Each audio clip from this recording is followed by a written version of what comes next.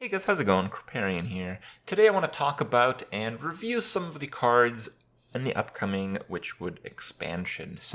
I want to give you guys some thoughts on the forced synergy aspect, and I think in the case that we're seeing from this upcoming expansion, it is the clearest case for my point, let's say. All right, let's just get to the cards real quick. So we had 4 cards revealed from like a developer type of introductory video to the odd and even deck mechanics.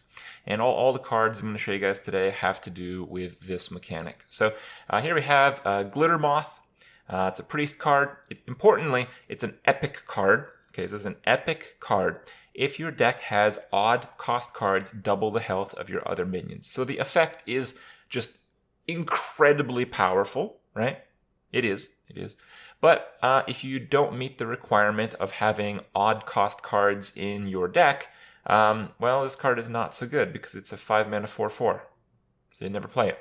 So basically, you'd only play this card if you can meet that condition, if your deck works out that way, and if you have the legendary card that enables your hero power to be altered if you have odd-only cards. And it's an epic card.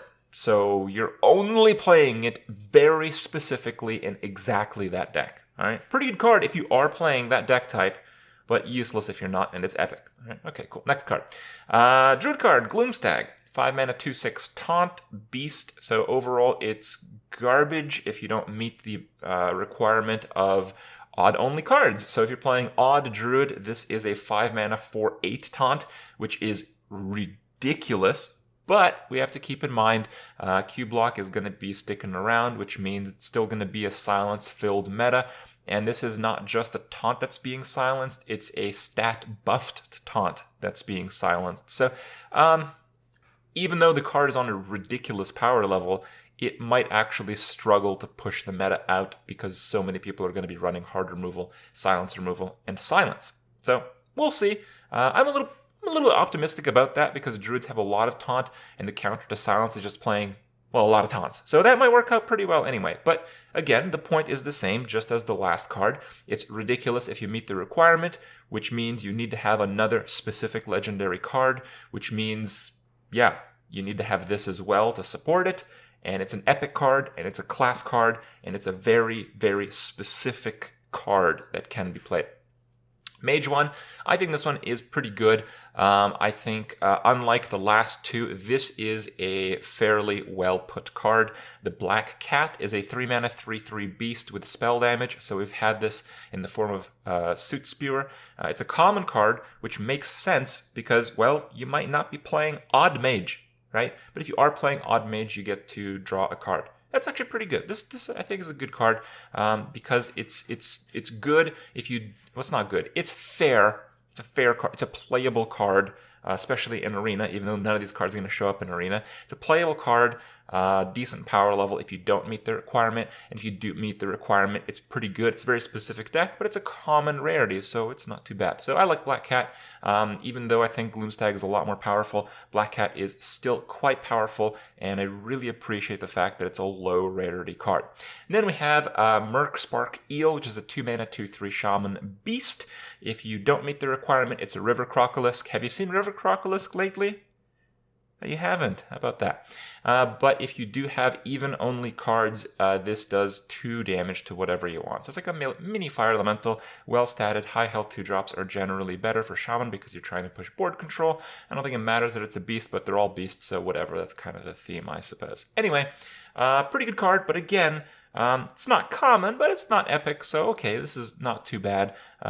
Rare, quality, but you know, you have to be playing Shaman, you have to be playing even Shaman, and yeah, even Shaman means upgraded hero power. Upgraded hero power Shaman, it can be good, but I would say it's really tough to make that work. Can be good, you know, we don't know anything from the upcoming expansion outside of like 9 cards or 10 cards by now, so we know it could be good, who knows, but certainly doesn't look too promising on its own. And we also know that there's going to be a card like this with an even or odd requirement for all the classes. So we're going to have basically 5 more of these cards, these type of cards. And basically I want to weigh in on that. So we've had forced synergy in the past with many different forms and all that kind of stuff, but I think this takes the cake as the problematic case because, Well, when I first saw the cards in question that encourage you to play odds or evens, so let's just look at like Baku for instance. So yeah, it's a really cool effect. If you want to design your deck around this card, you get rewarded for it. And it's kind of like an open environment. So it's like, well, I don't know what to do. Look into like all the different minions that are possible and really get some cool deck building and options going, right? That's just really cool, basically. So, Baku itself is a pretty garbage card though. So basically the cost of you using Baku is Baku himself. It's a 9-mana terribly statted minion, but you get the effect. So it's kind of like an upside downside. And when we first saw these cards, we basically thought that's all there was. And yeah, probably not going to be insanely powerful, but it would be really fun and interesting to try to make it work. But what we didn't know at the time was we're going to have all these forced synergy cards. So my point that I'm trying to make here is, why do these cards exist? Let's take a look at like Glittermoth again, for instance. So Glittermoth is useless if you're not playing that type of deck. If the battlecry condition is not being met, this card is useless.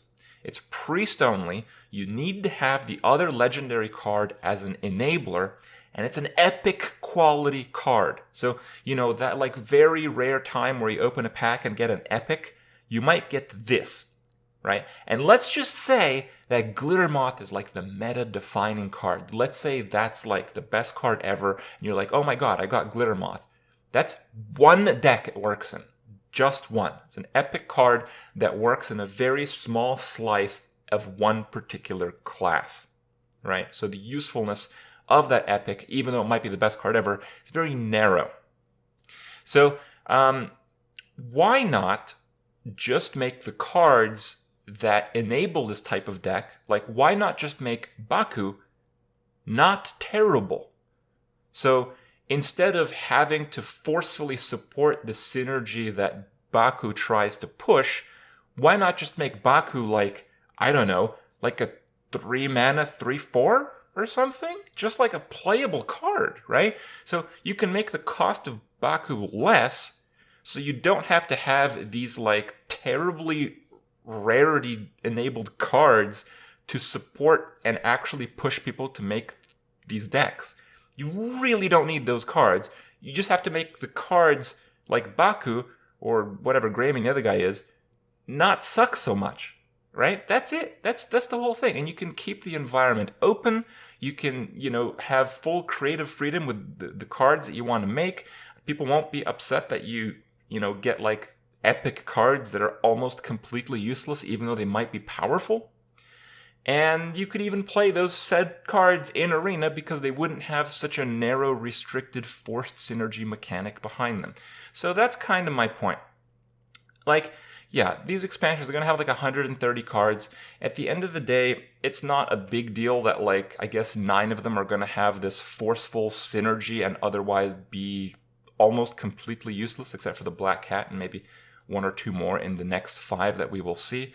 But I think moving forward, Blizzard should take a look at the way they do forced synergy, because this can be done better, I feel. This just can be done better. Now, I don't want to give you guys, you know, the bad news on the upcoming expansion and all that. Honestly, this doesn't have a big impact, but I feel this is done a little bit worse than how forced synergy was done in the past, and I feel like forced synergy shouldn't even exist to begin with. So don't feel the down because of this video. Get hyped for the expansion. I'm sure there's going to be a lot of cool stuff in it. There's going to be a lot of cool new decks, but I think these things need to be said, so maybe they're done a bit better in the future. That's it for me. Hope you guys enjoy my points. Let me know what you think, and I'll see you guys tomorrow.